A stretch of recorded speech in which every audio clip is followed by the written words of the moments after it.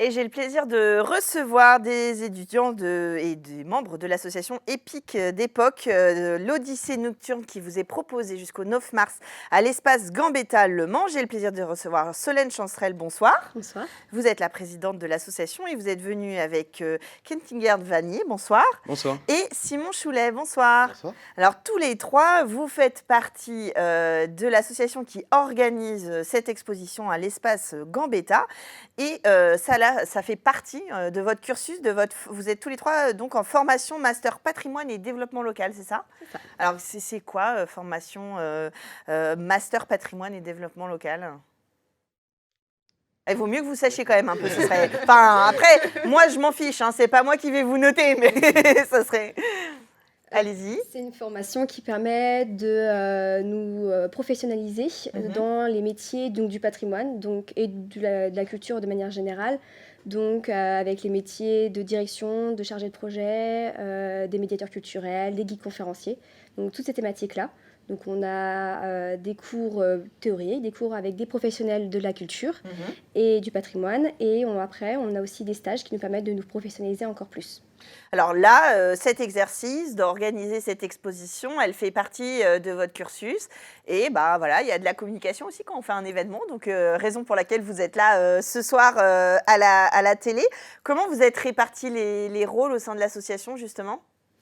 On a eu en fait au début de l'année, vers septembre, il y a eu la passation du bureau de l'année dernière. Et dès la fin de l'élection, on a décidé tout de suite de s'organiser en pôle. Donc on a fait 4 pôles de travail, un pôle de programmation et médiation, donc qui s'occupe de la recherche des artistes et de la création de contenu. Un pôle communication, du coup, qui fait la communication sur les réseaux sociaux essentiellement, et avec la presse. Ensuite, un pôle logistique, donc qui, un représentant ici, qui s'occupe de l'organisation. Ouais, l'organisation, le transfert d'œuvres, l'installation, le matériel notamment. Et enfin, le pôle administration, donc avec la présidente notamment et tout ce qui est budget. D'accord. Donc vraiment, vous avez tout ça. Et puis, vous avez choisi le thème nocturne. Pourquoi nocturne ? Alors, c'est le thème du mouvement dans la nuit. Et en fait, on est 12 dans l'association. On ne savait pas ce qu'on voulait faire. Il nous fallait un thème pour vraiment nous centrer un peu au niveau du choix des artistes. Du coup, on a fait un brainstorming. Chacun donnait 2 propositions, des thèmes qu'il aimait bien. Et après, on a regardé qui a gagné. Le mouvement dans la nuit était loin devant. Du coup, on a dit, on fait le mouvement dans la nuit. Le mouvement dans la nuit. Et ça donne Odyssée nocturne, le nom. Vous avez invité après des artistes. On va découvrir quoi? Quelles œuvres vous avez transportées jusqu'à l'espace Gambetta, alors, du coup? Alors, il y a eu des répartitions entre les différents membres de l'association, mais le pôle logistique a été le plus à même en fait, de répondre à ces besoins de transport. Et par exemple, la semaine dernière, on est allé chercher des œuvres à Paris et à Conflans-Sainte-Honorine, par exemple. D'accord. Voilà. Et sinon, on a sur pas mal d'artistes quand même locaux et des artistes aussi d'un petit peu plus loin, de la Mayenne, par exemple, où là aussi, on a dû déplacer des œuvres. Alors, ces œuvres, c'est quoi? C'est des peintures, des sculptures, des dessins, des photos? Qu'est-ce qu'on découvre? Presque tout dit. On a donc majoritairement des peintures, de la photographie, dont les exemples qui sont juste derrière vous. On a aussi une toile avec de la pastel et un bas-relief. Donc, c'est pas de la sculpture, mais ça s'en approche. Qu'est-ce qu'on a d'autre? On a des dessins, donc avec de l'aquarelle, du travail aussi avec de l'encre de Chine, des techniques mixtes. Quelle inspiration, à votre avis, est principale dans cette exposition avec cette thématique? Comment les artistes s'emparent du mouvement dans la nuit? Le côté technique, le côté cosmique un peu? C'est un peu les deux. Alors, c'est vrai qu'avec ce thème mouvement dans la nuit, il y avait, le mouvement, ça a beaucoup inspiré, notamment light painting, comme on voit là, des exemples derrière. Et ensuite, le thème sombre, ça a permis beaucoup de choses. Alors, il y a des œuvres qui étaient déjà créées. Je pense par exemple Laurent Martinez, qui est un artiste parisien qui a exposé déjà à Los Angeles, Miami. Donc là, c'est des toiles qu'il avait déjà exposées récemment, il y a 2 mois à Paris. Et ensuite, il y a des commandes qu'on a fait à des artistes donc là, c'était plutôt des artistes jeunes qui n'avaient pas encore exposé et du coup là, qui étaient contents de pouvoir créer quelque chose pour l'exposition. Vous leur avez transmis votre contrainte, entre guillemets, votre thématique pour qu'ils... Quand on arrive au mois de septembre et qu'on nous dit vous organisez une exposition, on fait appel au réseau, donc les frères, les sœurs, les amis des amis, les connaissances. Donc il y en a certains et voilà, qui et vous comprenez pourquoi il y en a qui sont tout le temps exposés et d'autres qui n'y arrivent pas. Non, je rigole. Mais... Pratiquement, dans la grande majorité, justement, les amis et les familles, c'est leurs premières expositions, sauf certaines exceptions. C'est principalement des artistes amateurs qu'on a exposés.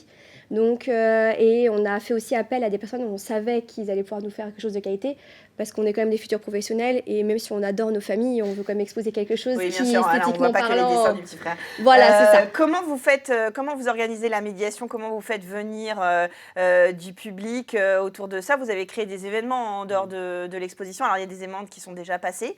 Donc, si on veut jouer au sabre laser, c'est déjà passé? Non, c'est pas encore passé. Le sabre laser, c'est mercredi prochain. Ah, pardon, donc, alors je me suis trompée. Donc, c'est mercredi prochain. Donc, voilà, vous pouvez... Le 22, voilà, l'affiche est affichée. Donc ça sera le mercredi 22, donc l'après-midi à la bibliothèque, à Salle Bellon, à la bibliothèque universitaire du Mans. Donc en fait, on a un maître d'armes de l'Académie d'armes française qui va venir depuis le Val d'Oise et qui va faire des initiations au sabre laser. Donc en fait, c'est une pratique qui est et sportive et artistique et qui répond au mouvement dans la nuit parce que ça se fait plus dans la nuit, parce que sinon on voit rien. Donc c'est pas le drôle. laser dans le jour, ça marche moins bien. Tout de suite. Et le but, c'est de reproduire des chorégraphies. Il y a aussi du combat qui existe, mais là, on va rester sur la chorégraphie parce que sinon, ça demande une logistique un peu énorme. Oui, mais toujours, moi j'ai mon sabre laser tous les soirs, comme ça de sabre C'est laser. très amusant. Alors c'est en lien un peu avec le line painting, c'est-à-dire que voilà, les mouvements qui sont faits avec de la lumière dans la nuit sur des poses longues qui permettent de dessiner, on a l'impression que c'est la lumière qui dessine et c'est pas un montage photographique par exemple. Qu'est-ce qui vous plaît le plus? Pourquoi là, si tous les trois, si je vous dis pourquoi il faut aller voir cette exposition à l'espace Gambetta, puisque c'est ouvert à tout le public, hein, voilà, c'est un exercice grandeur nature, si je puis me permettre, c'est une vraie exposition. Qu'est-ce qui vous a le plus plu? Pourquoi il faudrait aller voir cette exposition? Alors, moi, je pense qu'il faut aller voir cette exposition. Parce que déjà, certes, il y a beaucoup d'artistes amateurs, mais on a aussi des artistes professionnels. On a pas mal de manières de représenter en fait la nuit et le mouvement d'une manière différente. Et à chaque fois, je trouve que ça cristallise bien en fait plein d'idées différentes qu'on peut se faire de ce thème qui en final est universel. Et c'est pour ça que c'est quelque chose aussi qui se retranscrit dans les activités qu'on a proposées tout récemment à la salle. Donc on a fait des activités pour les jeunes et ils étaient vraiment très réceptifs à l'exposition et aux activités qu'on leur proposait. On va mettre en place aussi des visites guidées donc en partenariat avec le CCAS pour les seniors. Et sinon, d'une manière générale, vraiment tout le public en fait, je pense, peut prendre à sa manière, interpréter à sa manière toutes les œuvres qu'il va voir à l'exposition. Alors c'est vrai que c'est familial, c'est une question, voilà, une nuit étoilée, voilà. Alors des artistes vont penser à la nuit étoilée de Van Gogh, mais au-delà de ça, voilà, l'Odyssée nocturne, c'est large, ça peut parler aux petits comme aux plus grands. Il y a évidemment pas d'âge. L'exposition, elle est gratuite. Elle est gratuite. Elle est ouverte à tous.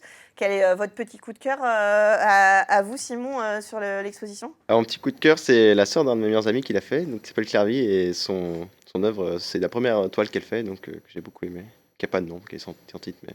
Un sans titre, et vous, du coup, Solène? Alors, en toute honnêteté, j'en ai pas, parce que moi, c'est des grandes expositions. Alors, c'est pour éviter de me faire griller aussi, parce que j'ai ma soeur et mon beau-frère qui exposent. Ah oui, d'accord. Donc, je peux pas choisir. Vous avez raison. Vous avez tout compris à la com. Vous avez raison.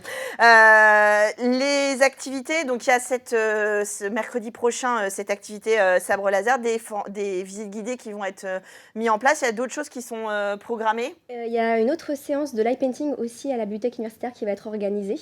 Donc pareil, avec des initiations. Donc on vous montre comment paramétrer sur votre téléphone pour faire du light painting. Et on a différentes lampes et différents néons qui permettent justement de donner des effets qu'on ne pourrait pas forcément faire chez soi. D'accord. Donc tout ça, on vous suit sur Epic d'époque. Hein, voilà, vous avez bien choisi votre nom d'association pour que les journalistes et les présentateurs aient du mal à vous prononcer. Epic d'époque, mais vous y êtes pour rien. Voilà, vous avez un site Wix, vous avez un Facebook, un Instagram, on peut vous suivre et comme ça voir un petit peu les animations, s'inscrire peut-être pour certaines animations.